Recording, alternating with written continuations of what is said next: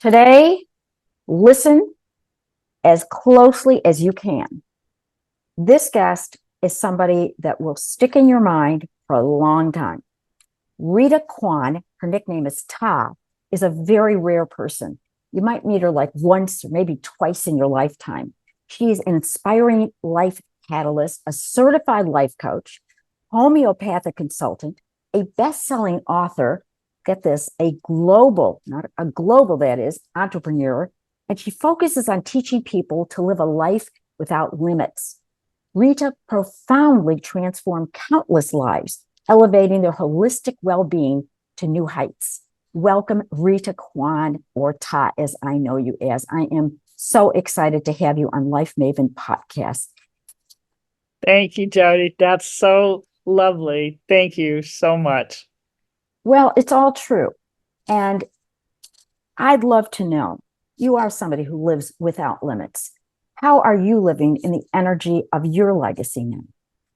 Well, I'm very grateful because so much of the time I think we're waiting. Well, as soon as this happens or as soon as that happens, then I'll be able to really live the life I want. So we're constantly in that treadmill of getting there rather than realizing this is your life. This is your life. Every moment is your life, and you can make choices to get there. So I get to be able to help people, which is, I think, what I was put on the planet to do, be in service to people, helping them get what they say they want in their heart of hearts. I do that with coaching. I do that with writing. I do that with reaching out to people with proven resources that I think they're beyond their imagination, how good it can get in their life. So every day I get up and I just think, I'm excited. Who's going to show up? Who do I get to help today?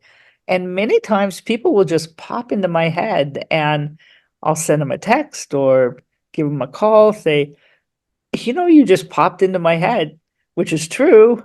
I'm curious, haven't chatted with you in a long time. How are you? And they'll just be so grateful that I reached out, and we have a wonderful connection. And many times it leads to something that I can share with them, a book I can refer to them, or something where we get to be in service to each other. That's the key. And remind each other how precious we are, how important we are to each other. I think it's a real gift to be able to do that. It really is a gift. And your attitude is so uplifting to so many. It wasn't always like that. And I know that it's a long time coming. And I think that the audience, the listeners can hear that we can change. We're not stuck in this happened to me or that happened to me. And you've been through so much. We all have our stories, so to speak, or our life stories. And how did you make that decision? Because you've had some major, mild, what do I say, major barricades. And yet you are so full of hope and so full of life. Well, thank you. Thank you for asking. The road of life can be full of these twists and turns, feelings you don't even know you're going to experience. And many times, many of us have experienced the spectrum, so to speak. We're right in the middle and we can be looking around at grief or, sadness or shame or, just feeling like, why is this happening to me? And I had to stop and really get in touch with the core, what I call the core things. Breath. I had to turn back to self-love, as difficult as it was, taking my focus away from the pain that was going on around me. My family was not well. It seemed like there was always something happening that was terrible. Trauma, chaos, hardship. And then my husband started spiraling down, faster than you could ever imagine. Out of the blue, it's like, why is this happening to this beautiful man? Beautiful man, kind, kind of like a cross between Eeyore and Pooh Bear sometimes. And some philosopher, I mean, he was a beautiful being. Yet it was horror, absolute horror.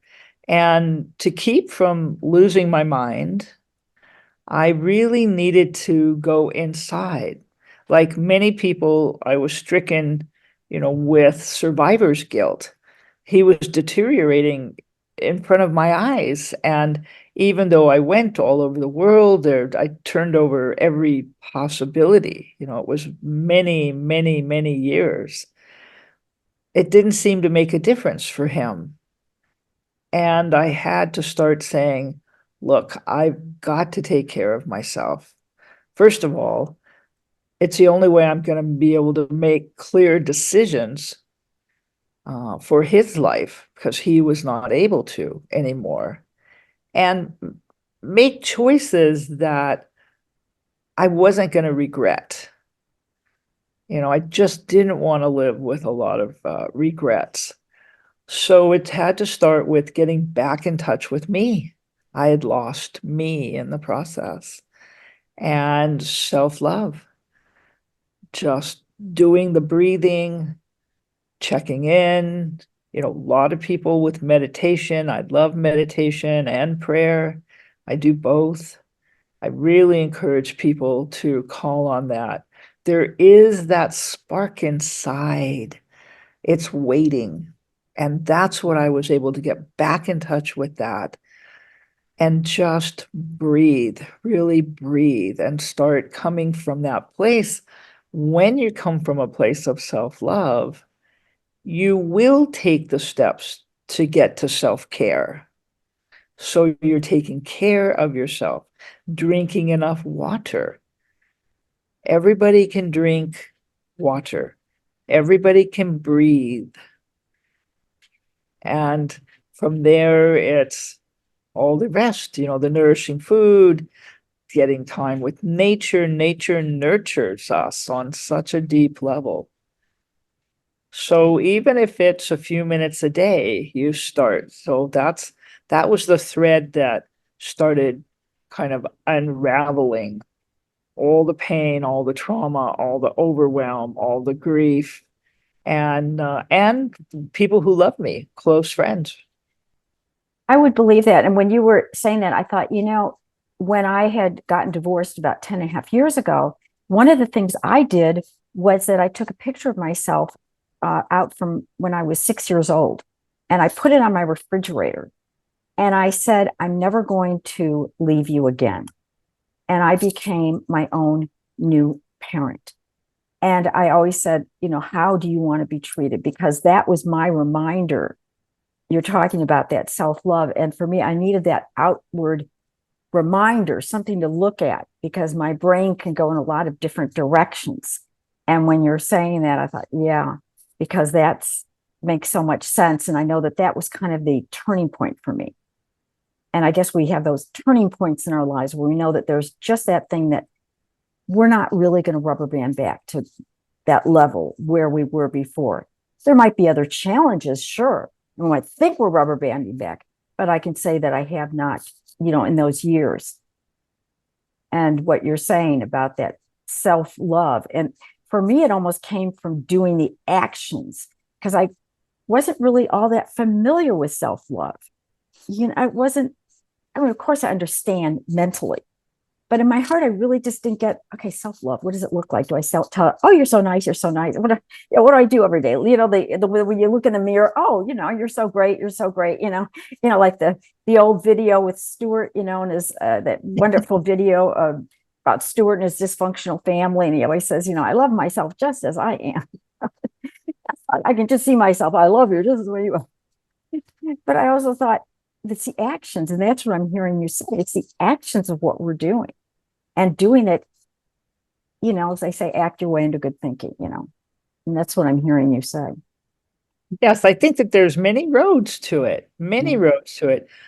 Now it's become so easy to access meditations, for instance, and prayers. So you can get, apps on your phone with thousands of different meditations and prayers, and just say, I'm gonna listen to that. I'm gonna breathe, get in a quiet space, close my eyes, and just give this gift to myself. Or you could say, I'm going to start going for a walk every day. So wherever it appeals to you, that's where I think start. The key is start and know that no matter what, it's not always going to be like this. It can feel like that. When you're kind of in it, it can feel extremely overwhelming. And if you just start, and it always helps to be able to ask for help. Asking for help is not always an easy thing for people to do. We were not taught to ask for help. Loving ourselves, that's not ego, right? That's something that I'd love to see kids, grow up with, learning to love themselves and ask for help and, all of these things.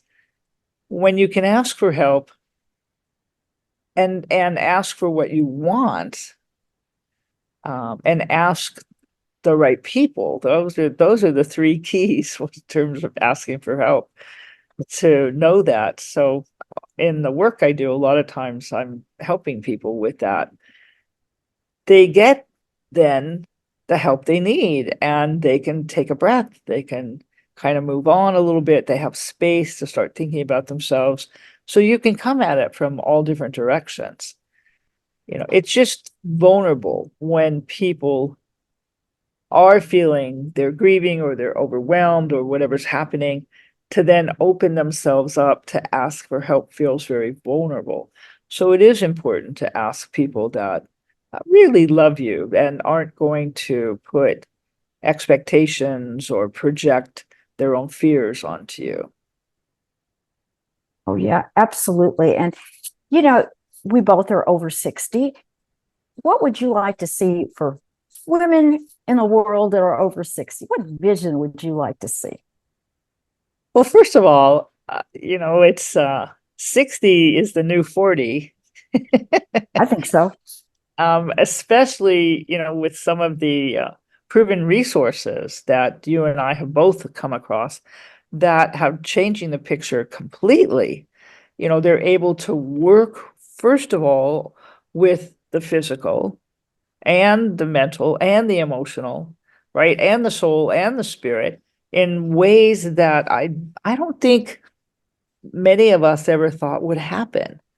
To be able to enliven and get back to that vitality that people had once upon a time. And it's fun, it's exciting, it wakes you up. So you're not getting out of bed aching, with that kind of thing. You're past that point of believing, I'm going to get old and fall apart. That's like starting to fade away in light of all of this new innovation that is available to us now. So I think it's exciting. And I'd like all the women who are 60 or higher, I'm going to be 75 this year, to know it gets better. It can get better and better and better. And you deserve to really still embrace the desire in your heart, whatever that is. Maybe you've accomplished it, achieved it. Maybe you haven't. Maybe you'd still like to travel, or, there's things you want to do. Write a book, write a chapter in a book like I did. And it's so fun to be able to get excited, get back in that joy again. So, that's something that I think I'd love to see them be able to embrace on a deep level. Yeah, yeah, I'm with you on that because I think that there is so much hope for, and I'm not saying, well, of course, I'm obviously over 60, but I think that there is so much hope for women and for men too, of course, that we can contribute. We can offer all the wisdom that we've learned these last many years in various situations, work in our lives, and crystallize that and then have that contribute in perhaps a different way. Absolutely. Absolutely. The world is still your oyster, and you can still have it, and you can do it the way you want. We can rewrite our story, huh? You Anytime, can, yeah, or you or can add to make it. new stories. Yeah, absolutely. I love. Absolutely. Are there some words of wisdom or quotes or something that you've made up that keeps you going when you feel a bit down or less motivated? Well, I've kind of coined the phrase slow is the new fast I love that. because I really love kind of slowing down to a pace of peace, deep peace. I've learned I love peace. I love silence. I love music and dancing too, but I love that quiet space. And it's available. They haven't found a way to charge us for it yet, Not yet. like breath, right? It's free and available. Let's take advantage of it. And really getting into that space, I find that getting into that space, I'll often I'll often get insights about my past, things that happened when I was very, very young. And they're like these little puzzle pieces, that just show up. And it's like, oh, that may be why, I did all those things for all those years. It's like putting this puzzle piece in place and you get to see the bigger picture. I find that insights, ideas come, and it's a lovely space. So I love slow is the new fast, and I love Rumi. Rumi's one of my favorites, and I really like many of his stuff. And one of them is, as you live deeper in the heart, the mirror gets clearer and cleaner. Mm, That one is one of my big favorites. I just wrote another chapter. They'll be going into a book called Voices of Inspiration. And I put that on there because as we get into self-love, self-care, and really learn how to come from a being space, not just a doing space all the time. It's like you're cleaning the glass of who you are. It's like if you have this glass table, you're cleaning the table. So whatever you say, whatever you share with people, it's clean, it's clear. It's not muddled with projecting maybe some of your own stuff onto someone else that ends up entangled relationships or, things like that. And it also lets you perceive clearer opportunities, ideas, things going on around you. So it's been one of my favorites for a long time. I love that. That is so stunning and so accurate in so many ways. You are such a busy person. I mean, your schedule can be back to back to back to back. How do you, or when do you, how do you, whatever the word is, work that piece into your life? Well, I pretend that I am a conductor of an orchestra, and all the people in the orchestra are my appointments. But I'm leading the orchestra. So I put spaces. I put myself on the calendar first.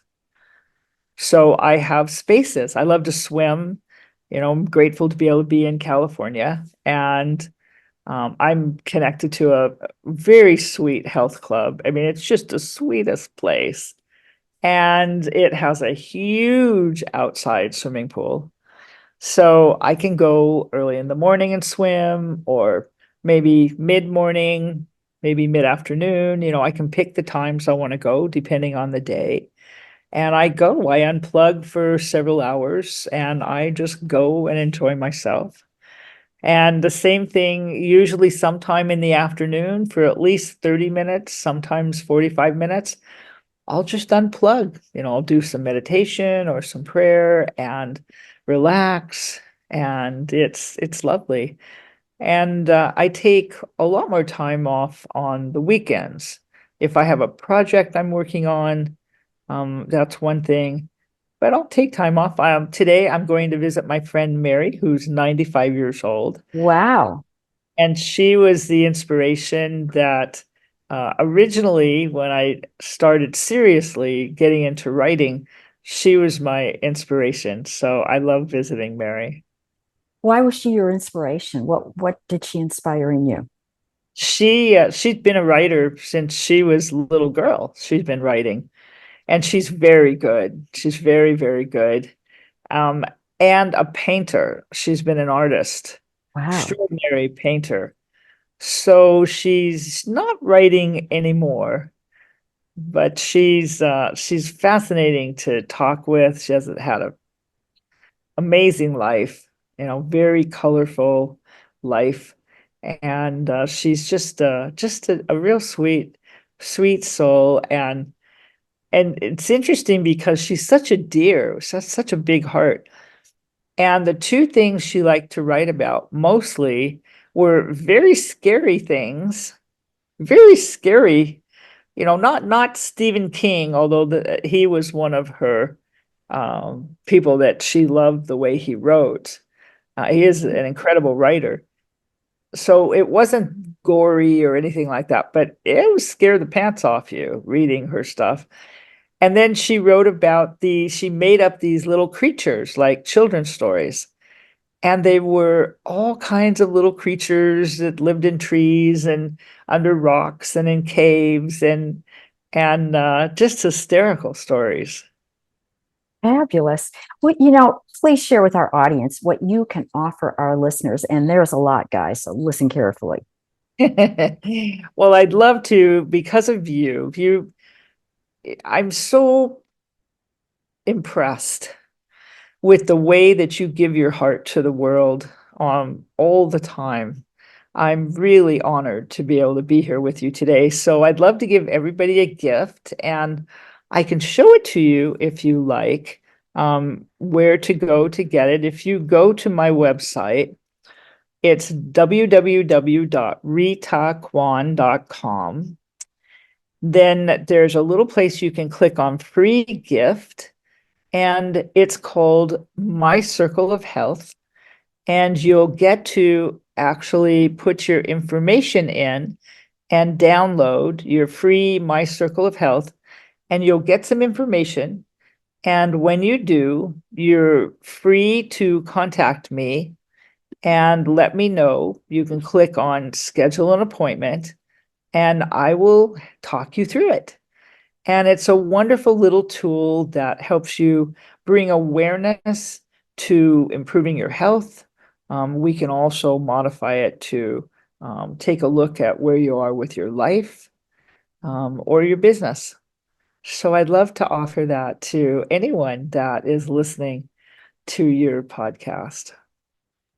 Well, thank you. That's quite a gift because to start, I love it when you're offering something that it's tangible and we have a way of right away going in with information and not guessing, but getting some sort of idea and then having you interpret the rest of it.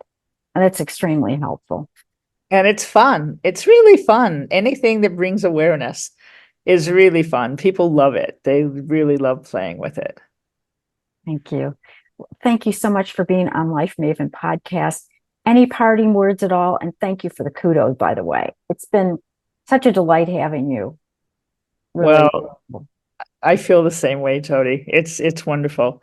I think the other quote that I love so much, and so many people do, is from The Little Prince.